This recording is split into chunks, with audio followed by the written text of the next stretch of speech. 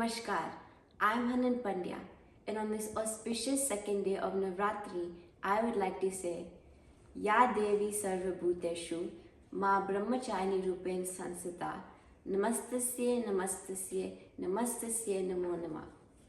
આ શ્લોકનો અર્થ છે કે જે દેવી આપના સૌના જીવનમાં બ્રહ્મચારીના રૂપમાં વિરાજમાન છે એમને મારા કોટી કોટી પ્રણામ. મા બ્રહ્મચારીણીને આપણને આપણું જ્ઞાન અને શક્તિ વાપરીને આગળ વધવાની પ્રેરણા આપે છે. The meaning of this shlok is that to the Devi who resides in all beings as Brahmacharini, I offer you my humble salutation. Mata Brahmacharini symbolizes as penance and rules. She helps us move forward by using our knowledge and strength. Good luck for all the competitions. I'm wishing you all a very happy and prosperous Diwali. आप सभी को दिवाली की हार्दिक शुभकामनाएं.